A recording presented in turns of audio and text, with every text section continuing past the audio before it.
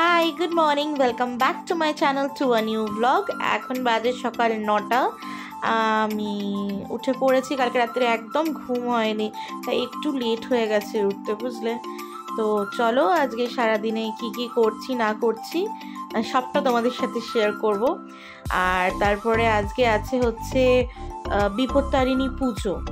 তো অনেকেই জানো হয়তো, বাঙালিদের এটা একটা দুর্গাপুজোর আগে আগে হয় বিপত্তারিণী পুজো বা চণ্ডী মায়ের পুজো, যাই ভাবে জেনে থাকো না কেন। তো চলো আজকের দিনটা শুরু করা যাক। সেই চলে এসেছি ড্রাই ফ্রুটস নিয়ে। আজকে ফর আ চেঞ্জ 2-3টে কিশমিশও ছিল, আমি কিশমিশ খাই না, তো ড্রাই ফ্রুটস আর চিয়া সিড আমার রেগুলার সকালের রুটিন, তোমরা জানো। তো ফটাফট খেয়ে নিয়েছি।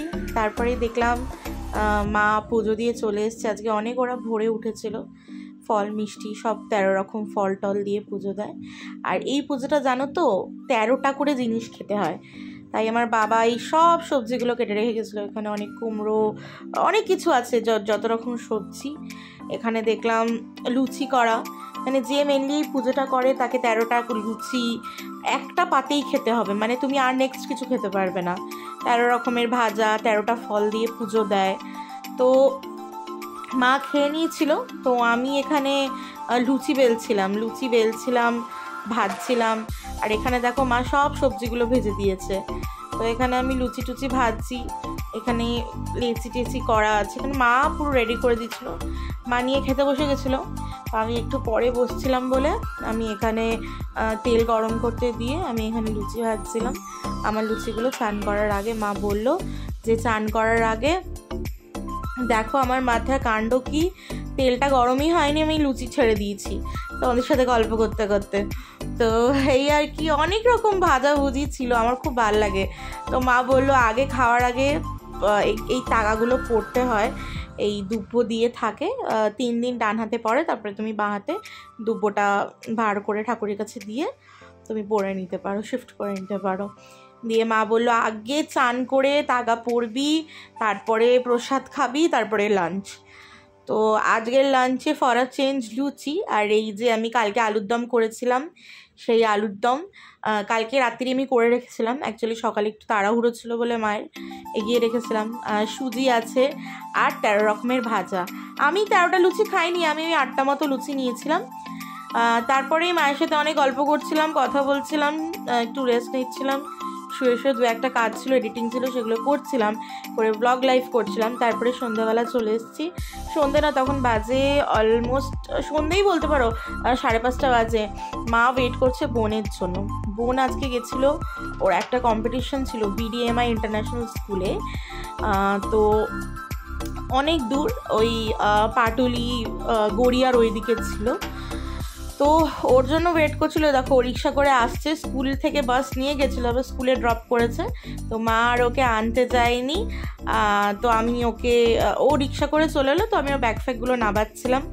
তারপরে এখানে ওদের একটা মিয়ামোরের প্যাকেট দিয়েছিল, সেই প্যাকেটে এত কিছু দিয়েছিল খাওয়ার। এখানে কেক, তারপরে প্যাটিস, মিষ্টি সুপ, তারপরে যাই হোক অনেক কিছু দিয়েছিল। তারপরে দেখো BDMI international school, GD Goenka কিছু হয়নি, তো পার্টিসিপেটের একটা যোগার একটা ওই সার্টিফিকেট পেয়েছে, তো তোমাদেরকে সেই সার্টিফিকেটটাই আমি একটু শেয়ার করলাম। তো অনেকক্ষণ, সেই ভোরবেলা 7টায় বেরিয়েছে আর সন্ধ্যে 5:30টায় ফিরলো। তারপরে এখানে কিছু আমি ওর থেকে ভাগ বসিয়েছি আর কি, আমার প্রচণ্ড খিদে পাচ্ছিলো, তো আমি ভাগ বসিয়েছি, ওকে বলছি তুই দে আমাকে কিছু, আমি খাই। তো যেগুলো খাবে না, মানে এত বদমাইশ, বলে তুই এইগুলো খা, আমি এগুলো খাবো না। তো এই আর কি। চলো এইবারে তোমাদের সাথে আজকে একটা আলুর দম আর রেসিপির একটা টিফিন বক্স রেসিপি তোমাদের সাথে শেয়ার করি। আলুর দমটা সবাই খেয়েছিলাম আমরা, তবে পোলাওটা যেটা খেয়েছিলাম সেটা কিন্তু টিফিন বক্সে গিয়েছিলো, আমার বোনের টিফিন বক্সে। তো কিভাবে করছি খুবই সিম্পল প্রসেস আছে, একটা ডিটেলস ভিডিও বা রেসিপি ভিডিও তোমাদের সাথে শেয়ার করলাম। এটা আগের দিনের রাতের ভিডিও আমি করে রেখেছিলাম, তো সেটাই তোমাদেরকে তুলে ধরছি। ঠিক মাংসে যেরকম আলু দেওয়া হয় ওই রকম করে কিন্তু আলুগুলোকে কেটে নিতে হবে। তোমরা চাইলে নুন হলুদ দিয়ে আলুগুলোকে কিন্তু ভেজে করতে পারো, ভেজে করলে কিন্তু খুব স্বাদ হবে। আর যদি টাইম কম থাকে তাহলে সেদ্ধ করে নিতে পারো। সেই ক্ষেত্রে মশলাগুলো ঢুকতে আলুর ভিতরে বা অতটা কিন্তু স্বাদ হবে না, সেদ্ধ আলুর একটা অন্যরকম ফ্লেভার আসবে, কিন্তু তাড়াতাড়ি রান্না হয়ে যাবে। আর কিন্তু এই প্রসেসে যদি তোমরা রান্না করো তাহলে কিন্তু খুব সুন্দর খেতে হবে।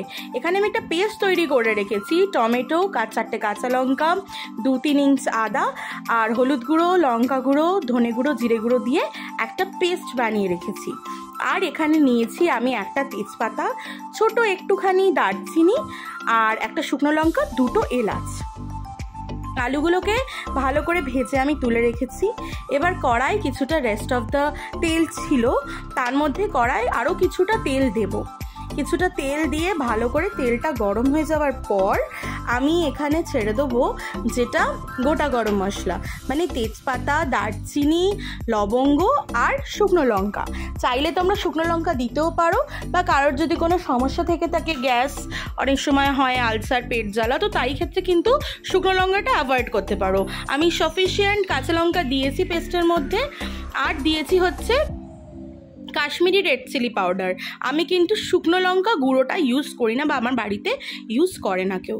তার মধ্যে তেলের মধ্যে দিয়ে দিলাম একটুখানি চিনি আর পেস্টটা অ্যাড করে দিয়েছি তেলের মধ্যে। এবার কাজ যেটা করতে হবে, স্লো ফ্লেমে রেখে তোমাকে ভালো করে মশলাটাকে কষাতে হবে। এখানে তেল খুব কম ইউজ হয়েছে। আমি রান্নাটা পুরোটাই ইন্ডাকশানে করেছি, বিকজ নিরামিষ রান্না ছিল। তো যেহেতু নিরামিষ রান্না ইন্ডাকশানে করেছি, তেল কিন্তু এক্সেসিভ বেরোবে না, কিন্তু মশলাটাকে ভালো করে কষাতে হবে।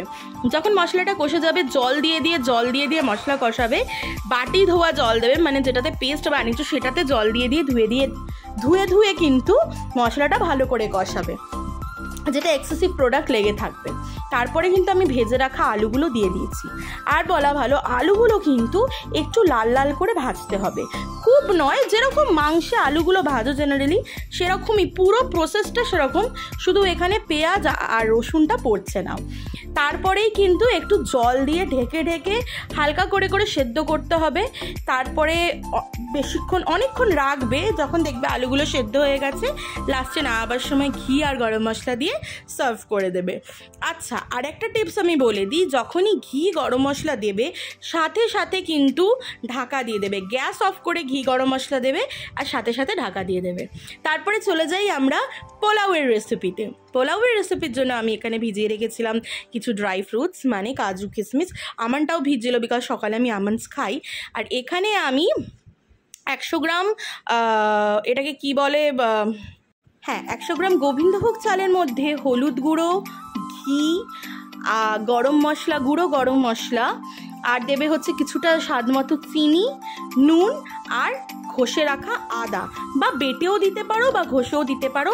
আর এখানে একটা পেপারের মধ্যে ছড়ানো, কেউ কিন্তু বলবে না যে কেন পেপারের মধ্যে ছড়ানো। পেপারের মধ্যে ছড়ানো আছে ইনসেন্স, যেটা চালটা ধুয়ে রেখেছিলাম, চালটাকে কিন্তু একদম শুকিয়ে ফেলতে হবে।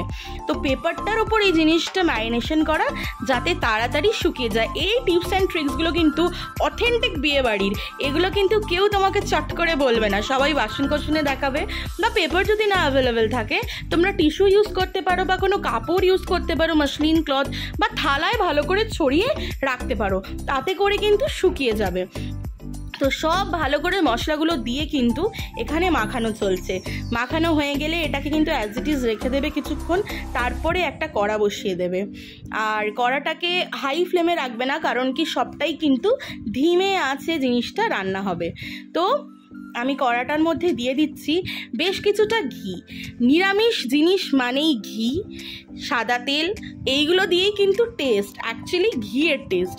তো ঘি দিয়ে দিয়েছি। ঘিটা যখন গলে আসবে পুরোটা, তখন আমি ঘিয়ের মধ্যে যে ড্রাই ফ্রুটসগুলো রাখা, বা তোমার যে ছোট ছোট ড্রাই ফ্রুটস, মানে আলমন্ডসটা নয় কিন্তু, কাজু আর কিশমিশ।